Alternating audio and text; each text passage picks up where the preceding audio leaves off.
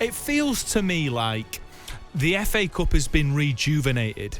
Yeah, Alison Rudd in the Times wrote, it feels like an old film that's been remade and sort of remade anew. Yeah. And I just that resonated with me because we've got clubs in there. Obviously, City have been there all of the time, and some people will find that boring, but they're champions for a reason. They're there again at Wembley. But the likes of Villa, Palace, and Forest, it feels like a proper FA Cup. And do you know why? I agree with every word you've just said, by the way. And I think that's what Alison Rudd thinks. I'm totally in agreement with her. But do you know why I think people feel like that? It's because of the sides that have made it. And now we're going into why do Nottingham Forest bring this passion and colour to the FA Cup? Why do Aston Villa mean something quite spectacular to the FA Cup? And we're going into the fan territory. It's the fans, it's the history, which effectively means, people don't like to say it, but everybody's agreeing with me by accident. You know when I say, Bournemouth is so uneventful, it's so uninspiring, it's so boring, they don't bring anything... You know when I say, I would much rather a Premier League without Brighton in it? It's for the reasons that you're agreeing with, but you just don't like to admit that you're agreeing with them when I say it in the way that I do. But do Crystal Palace not fall into your list of teams that you don't deem worthy of being in the Premier League? Palace, no. Palace are a top-tier Championship, up to potentially mid-table level Premier League side. I've got no real issue with them being in the Premier League. I see them as a very small club, but they're not one of the clubs that I berate. They're not one of the clubs that I often highlight as being out of their depth. But you don't think that if Bournemouth had beaten City yesterday, for example, you don't think that would have been good for the FA Cup? I think it would have been irrelevant for the conversation that we're having. The reason why there is this added vigour around the FA Cup, the reason why there is a spring in the step of the FA Cup is because effectively it's really down to two clubs, and it's Aston Villa and Nottingham Forest. And that is why we are actually living the dream. I put a tweet out Friday morning, I think, on the build-up to the FA Cup. I was saying that I'm so invigorated for this FA Cup weekend. Like, I really was. I was so buoyant for the Cup, which has basically never happened to me unless my team are in it. And the reason was because, and I said this in the tweet, there is a chance that we could end up with a Forest-Villa final. And if we do, that will be great. Two magnificent clubs with a rich history, with passionate, aggressive support. That's what you want. Like Wembley, which, if we're honest, people don't like to admit this, but Wembley can be flat as anything. Yeah. Anyone that's done an England friendly at Wembley will tell you. Anyone that's done a fairly underwhelming FA Cup semi-final at Wembley will tell you it can be flat. It won't be if it's Forest Villa. And that is why there is this momentum to the Cup this year. That is why you're saying it feels like there's something different about it. Effectively, you're saying it feels lively because it's the big teams with a good set of fans. I know what you're saying. I disagree in the sense that I think that the FA Cup, let's say I'm not a Forest fan, I think if you had in the semi-finals Bournemouth, Brighton, and the other teams that so lost. Bournemouth versus Brighton in one side of it, and then Brentford versus Burnley the other side of it. Well, they weren't in the quarterfinals. No, so but if they were the two, okay, Man City, we'll go with. All I'm saying is, I think just the fact that the clubs that are in the semi-final or the clubs that aren't usually in the semi-final is a good thing for the game and is a good thing for the FA Agreed, Cup. But it's because they're big clubs with rich heritage and great support bases. That's why. That's why it matters. I do think that makes it matter, but I still think that it'd be a wonderful thing to see Bournemouth in the semi-finals of the FA Cup, because I think that their journey from the bottom of, almost being out of the pyramid up to the very top of the game, I think is a good thing for football. Right. And I take your point about their history being you can't compare their history to Forest history or Villa's history, but they're right in their own history. For me, it's more about the itself. support.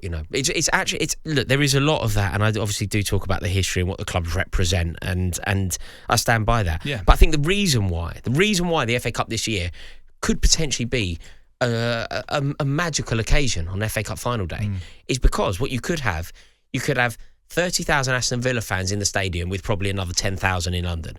You could have 30,000 Forest fans with probably another 10,000 in London. It will become an event, an occasion, something that will matter, and everyone will watch it. I don't feel like that's the case with Bournemouth or whoever. Yeah, so I do feel like it's been invigorated. And look, it is because there's a different colour to it, isn't there, this year?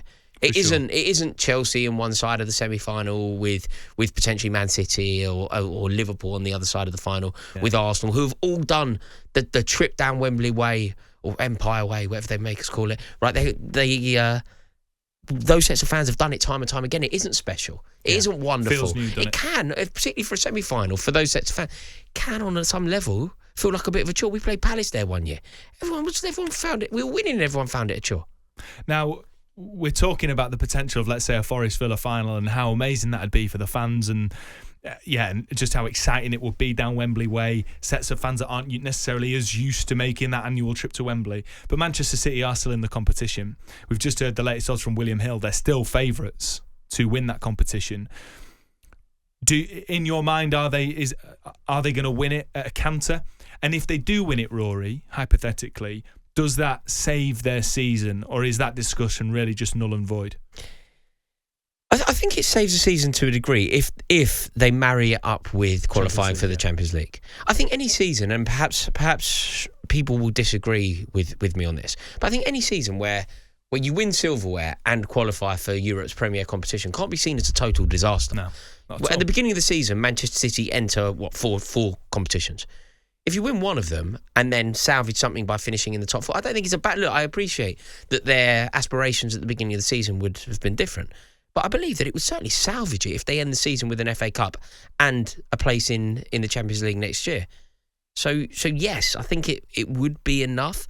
In terms of are they going to win it, I really hope not. But if you're smart about this, which I'm often not, but if somebody said to me, right, you have to get the prediction right for the FA Cup.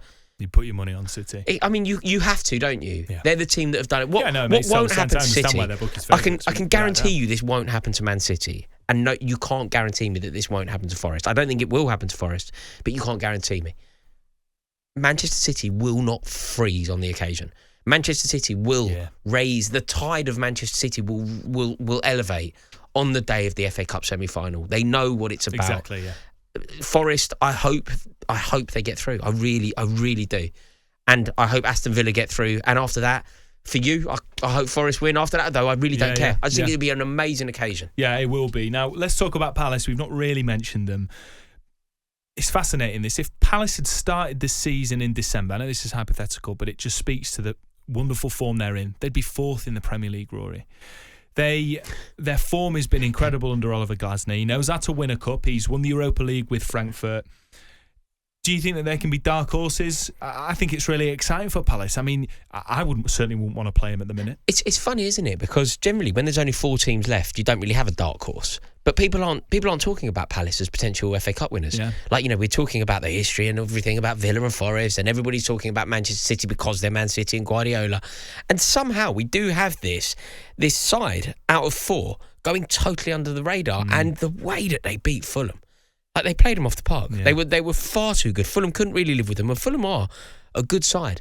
And I think with a player like Eberechi Eze in the side, almost anything is possible. Yeah. He's got that sort of mercurial talent to him. Just on that, because we were talking about it earlier in the show with a Palace fan.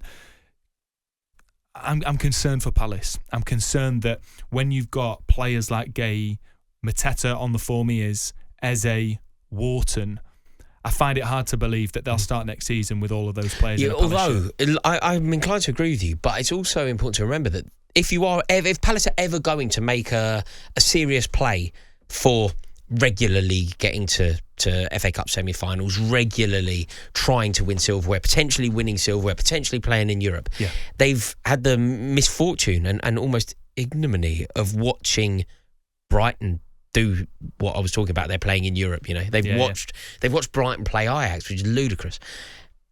If they are ever going to make a go of it, Palace, I think it's now. Yeah. This is sort of their golden age. Like, they've been a Premier League team now for what, a decade? Sort of I don't think they've ever done that. They've obviously been up and down. Yeah. But they're almost part of the establishment. And as you mentioned, they have some real players and an excellent manager. So if the board there are ever thinking we have to be a little bit ambitious, bullish, be a bit bullish, now's the time to do it, because they've basically never been better. Yeah. Like, this is right and bright. Like, this is a golden age of Palace in the modern era. And I agree. I agree totally, because I look at the Premier League this season, and while I understand the argument that it's boring because the title race is over, the 3 promoted sides look like they're going to go straight back down, what I do think is the endearing and salvaging quality of this season is the amount of clubs that have really broken into that conversation for European qualification. And if we want to have a competitive product next year, when likely City are going to be more back to their best, Arsenal are going to be challenging again, you'd expect United and Tottenham to improve significantly.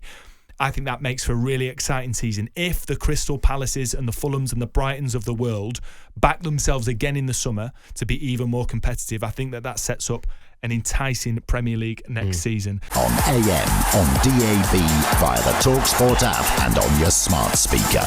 talkSPORT.